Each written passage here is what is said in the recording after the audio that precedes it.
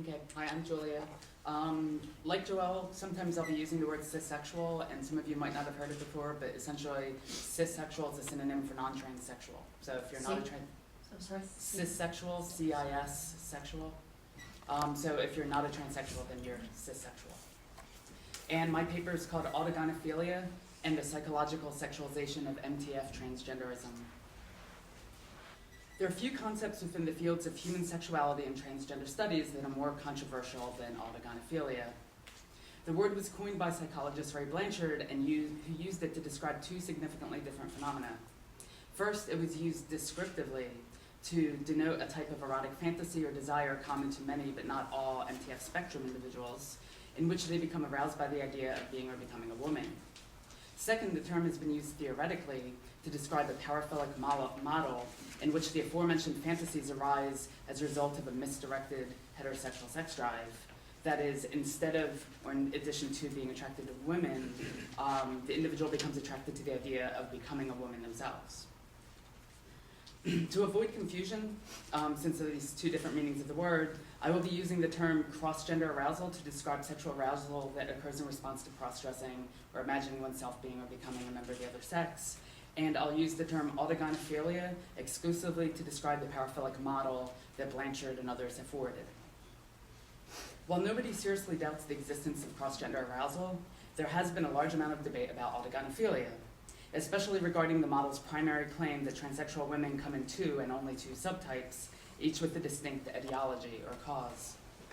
Blanchard refers to the first of these subtypes as homosexual transsexuals, who are conceptualized as being feminine from a very early age, attractive exclusively to men as adults, and who supposedly never experience cross-gender arousal.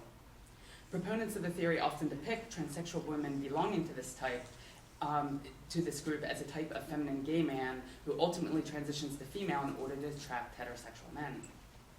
The second subtype, according to Blanchard's scheme, are autogynephilic transsexuals, who are essentially viewed as a type of heterosexual man who typically around puberty begins to experience cross-gender arousal.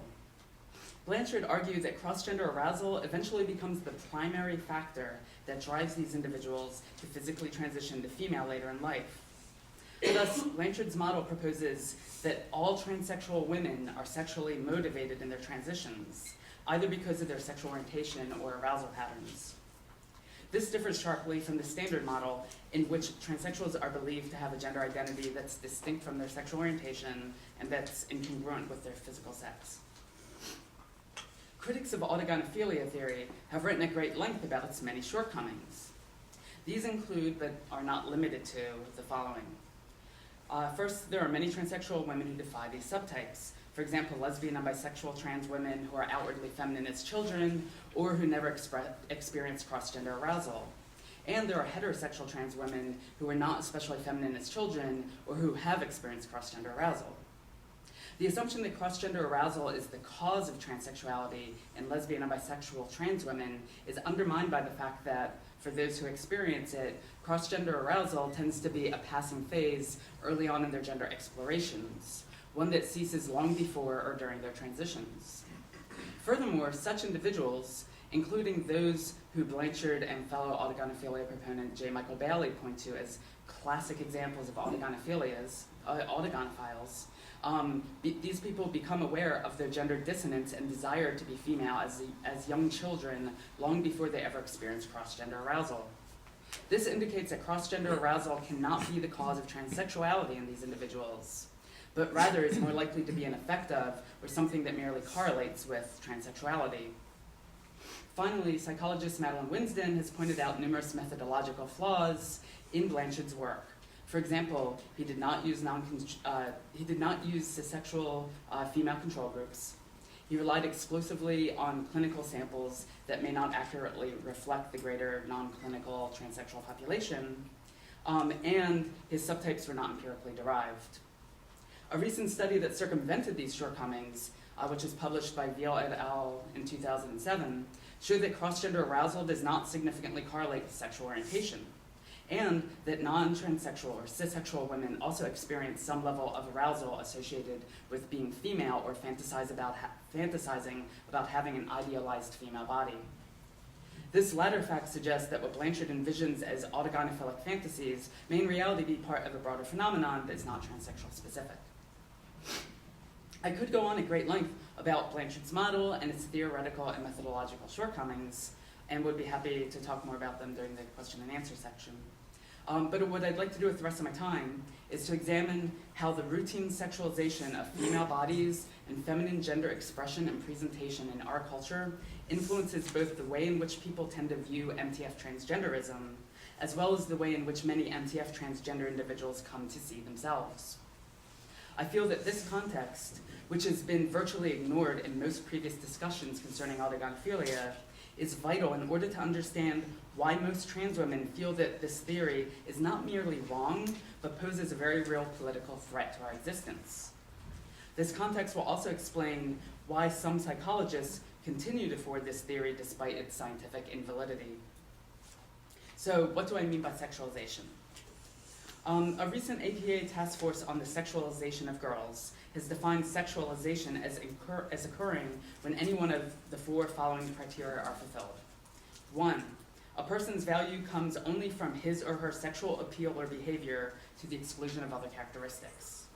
2, a person is held to a standard that equates physical attractiveness, narrowly defined, with being sexy. 3, a person is sexually objectified, that is, made into a thing for others' sexual use, rather than seen as a person with the capacity for independent action and decision-making. And 4, sexuality is inappropriately imposed upon a person. It is the non-consensual nature of sexualization that distinguishes it from healthy sexuality. So while any person can theoretically be sexualized, the fact that our culture is heterosexual male-centric ensures that the sexualization of women is the most common and pervasive form of sexualization in our culture. There's a large body of research demonstrating that sexualization has very serious negative ramifications on women's lives. For example, it's been shown that individuals who are sexualized are seen as less than human, are not treated with empathy, are not taken as seriously, and are seen as less competent and less intelligent than individuals who are not sexualized. Research also indicates that the media plays an important role in reinforcing the sexualization of women. According to the APA task force, quote, across several studies, women and men exposed to sexually objectifying images of women from mainstream media were found to be significantly more accepting of rape myths, for example, the belief that women invite rape by engaging in certain behaviors, sexual harassment, sex role stereotypes, interpersonal violence, and adversarial sexual beliefs about relationships.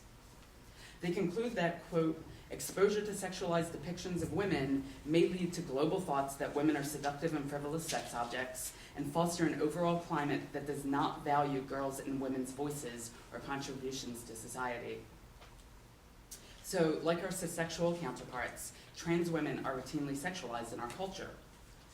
In her excellent book, How Sex Changed, A History of Transsexuality in the United States, Joanne Meyerowitz chronicles the rise of what she calls the eroticization of MTFs. It began in the early 1960s, less than a decade after the mainstream public first became aware of transsexuality, when, quote, tabloid newspapers and pulp publishers produced a stream of articles and cheap paperback books on MTFs who had worked as female impersonator strippers or prostitutes. They often illustrated the stories with pin-up style photos that revealed breasts, legs, and buttocks, end quote. These stories focused predominantly on the subject's unbridled sexual desires, and Meyerowitz comments that they gave the impression that, quote, the truth of sex change lay in its sexual acts, end quote. By the late 1960s, the sexualization of trans women had reached mainstream publishers and movie producers. Perhaps the most notable early example of this is Gore Vidal's Myra Breckenridge, which became a best-selling novel in 1968. Myra, who is arguably the first fictional transsexual woman character to garner mainstream attention, embodies several stereotypes projected onto transsexual women that have since recurred over and over again in the media. First, Myra does not identify as a woman, per se, but rather is a homosexual man who has transitioned to female in order to seduce men. In addition to being purposefully sexually deceptive, Myra repeatedly boasts that no man can resist her, And she discusses her own female attributes, not in terms of feeling comfortable or right in her own body, as most transsexuals do, but rather in terms of their capability to entice men. Further, she has an insatiable sexual appetite and engages in sex acts that some would consider deviant or even predatory. For example, there's a 30-page passage in the book that explicitly chronicles her raping a man with a dildo. These assumptions that trans women are inherently sexually promiscuous, sexually deceptive, sexually deviant, and sexually motivated in our transitions persist in what are perhaps the three most common trans woman archetypes in the media over the years. The gay man who transitions to female in order to seduce unsuspecting straight men, the male pervert who transitions to female in order to fill some kind of bizarre sex fantasy, and trans women sex workers. In sharp contrast, transsexual men are not typically portrayed in a hypersexual manner, nor are they depicted as being sexually motivated in their transitions. Instead, the most common ulterior motive projected onto trans men is that they transition in order to obtain male privilege. Because women are viewed as the lesser sex in our culture, people cannot understand why anyone would give up being a man in order to become a relatively disempowered woman. So they assume that trans women transition in order to obtain the one type of power that women are perceived as having in our society: the ability to be sexualized and to be objects of heterosexual male desire. Thus, the hypersexualization of trans women and our motives for transitioning merely reflects the implicit cultural assumption that women as a whole have no value beyond our ability to be sexualized. So before moving on, I should make two quick points. First, in her historical analysis of transsexuality, Meyerowitz argues that, quote, as the media's interest in MTFs shifted towards the more overtly sexual, the interest in FTM seemed to diminish accordingly. Thus, the relative invisibility of trans men in the media is a direct result of the media's inability to sexualize them, a difficulty that no doubt stems from the fact that maleness and masculinity are not typically sexualized or objectified in our culture. Second, the societal sexualization of MtF transgenderism has a very real negative impact on trans women's lives. Many trans women report that when others are aware of their trans status, they are often bombarded by graphic questions, objectifying comments, and sexually explicit proposals that are typically far more hardcore, debasing, and frequently occurring than what they normally experience when they're presumed to be cissexual women. Because non-consensual sexualization is inherently disempowering and dehumanizing, trans women also often find that such incidents are inexorably linked to transphobic discrimination, harassment, and violence. And this is a point that I'll return to at the end of my talk.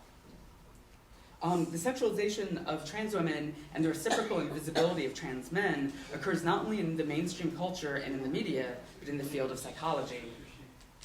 Psychologists and psychiatrists who are positioned as gatekeepers of sex reassignment have regularly sexualized trans people on the MTF spectrum, while largely ignoring those on the FTM spectrum, with regards to taxonomy, theories of etiology, descriptions of case histories, and diagnoses. For instance, it is well documented that many gatekeepers have based their recommendations for sex reassignment on whether they considered the trans woman in question to be physically attractive and or willing to dress and act in a hyper-feminine fashion. And while trans people on both the MTF and FTM spectrums are currently pathologized under the diagnosis gender identity disorder, which notably focuses on gender identity and expression rather than sexuality, only MTF spectrum individuals have their gender identities and expressions additionally pathologized as paraphilias, a category of disorders that, according to the DSM, are, quote, characterized by recurring, intense sexual urges, fantasies, or behaviors that involve unusual objects, activities, or situations, end quote. One MTF-specific paraphilia currently listed in the DSM is transvestic fetishism. Its main criteria is, quote, over a period of at least 6 months in a heterosexual male, recurrent, intense, sexually arousing fantasies, sexual urges, or behaviors involving cross-dressing. As Kelley Winters has pointed out, quote, the very name equates cross-dressing with sexual fetishism and societal and social stereotypes of perversion. It serves to sexualize a diagnosis that does not clearly require a sexual context. cross-dressing by males very often represents a social expression of an inner sense of identity. In fact, the clinical literature cites many cases considered diagnosable under transvestic fetishism, which present no sexual motivation for cross-dressing and by no means represent fetishism, end quote. So in other words, cross-dressing in the MtF direction is presumed to be of a sexual nature even when it is not. Reciprocally, if a woman was aroused by cross-dressing in men's clothing, as some are, she could not be diagnosed with transvestic fetishism because the diagnosis is specific for heterosexual males. In fact, psychologist Robert Stoller even argued that women who cross-dress must really be transsexuals, read driven by cross-gender identity, rather than transvestites, read driven by cross-gender arousal. His reasoning was very simple. Quote, "Men's clothing have no erotic value whatsoever. These people have no clothing fetish," end quote. So I know plenty of women and gay men would argue with Stoller's claim. While I know that to be true, I do believe that he was onto something. Because femaleness and femininity are so routinely sexualized in our culture, female clothing is imbued with a kind of sexual symbolism that male clothing does not have. This naturally leads people to presume that cross-dressers on the MtF spectrum must be doing it for sexual reasons even when they are not. This sexual symbolism also explains why many cross-dressers and transsexual women pass through stages where they experience some arousal associated with women's clothing. Indeed, many MtF spectrum individuals often refer to their teenage girl phase, a period early on when they're particularly interested in sexually revealing and provocative women's clothing. This stage parallels what many young cissexual women go through as teenagers, when they literally try on the sexual symbolism associated with femaleness and femininity in our culture. Many MtF transgender spectrum individuals eventually come to realize that there's simply more to their desire to be female than sexuality. Just as cissexual women eventually learn that there is more to being a woman than being sexually appealing to others. Given that Ray Blanchard has been named to chair the Paraphilia Committee for the next revision of the DSM, it would not be surprising to find transvestic fetishism subsumed under the rubric autogynephilia. As I've already discussed, proponents of autogynephilia continue to insist that the model is valid despite multiple lines of evidence indicating that neither sexual orientation nor cross-gender arousal can be the primary cause of MtF transsexuality. I would argue that the reason why the model continues to be forwarded, despite its countless flaws, is that it resonates with the unconscious popular assumption that trans women are sexually motivated in our transitions. In fact, the model's homosexual and autogynephilic subtypes reify the media stereotypes of the gay man who transitions in order to seduce straight men and the male pervert who transitions in order to fulfill some kind of bizarre sex fantasy. The model also doesn't even attempt to explain FTM transgenderism, thus mimicking media depictions that sexualize trans women while ignoring trans men. Thus, autogynephilia is akin to the countless sexist, racist, and homophobic pseudoscientific theories that have been embraced in the past despite their methodological flaws because they conveniently reaffirmed or reinforced negative stereotypes that already existed in the culture. While the theory of autogynephilia is steeped in sexualized presumptions about trans women, J. Michael Bailey's interpretation of the theory, as it appears in his book, The Man Who Would Be Queen, is especially sexualizing. It contains passages that describe trans women's bodies in sexually graphic terms. He repeatedly comments on how attractive or not attractive certain trans women are. He suggests that certain trans women might be especially well suited to prostitution.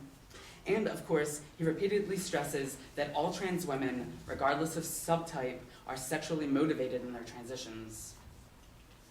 In addition to the many passages where that sexualize trans women, Bailey also repeatedly claims that trans women whose personal experiences defy his sexualizing stereotypes must be lying about their experiences. As many critics of autogynephilia have pointed out, such accusations of lying are problematic, as the theory itself is based entirely on trans people's self-reports. For Blanchard or for Bailey to decree that certain trans women are truthful while others must be lying is tantamount to picking and choosing what evidence counts and which does not. This essentially renders autogynephilia theory unfalsifiable and therefore unscientific. But the question that I'm most concerned with is this. How does Bailey go about trying to convince readers that what he has to say about trans women is more valid and more relevant than what trans women say about themselves? Well, first, he forwards a psychopathological model of transsexuality in which trans people are defined a priori as mentally disordered and defective. The presumption that trans people are confused or delusional and thus need not be taken seriously provides a convenient and frequently used justification for those who wish to invalidate our identities.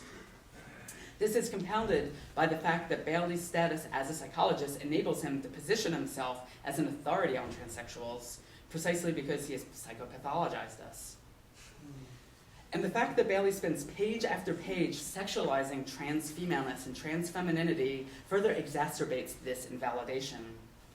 After all, if a woman is sexually harassed in the workplace, it serves to undermine her authority and leads to her not being taken seriously. Similarly, female rape survivors are often accused of inviting their own sexual violation because they wore a skimpy outfit or had a history of being promiscuous, etc. In other words, sexualizing a person ensures that her words, for example, the fact that she said no, and her own feelings don't count as much as other people's perceptions and interpretations of her. Thus, sexualizing trans women enables Bailey to summarily dismiss trans women's perspectives, experiences, and identities. So in summary, autogynephilia theory is not merely incorrect or scientifically unsubstantiated, but it represents a very real political threat to trans women, both because it is psychopathologizing and because it reinforces the very same sexualizing stereotypes of MtF spectrum folks that are used day in and day out to dehumanize us, to invalidate our gender identities and gender expressions, and to undermine our ability to voice our perspectives and to speak with authority about our own lives.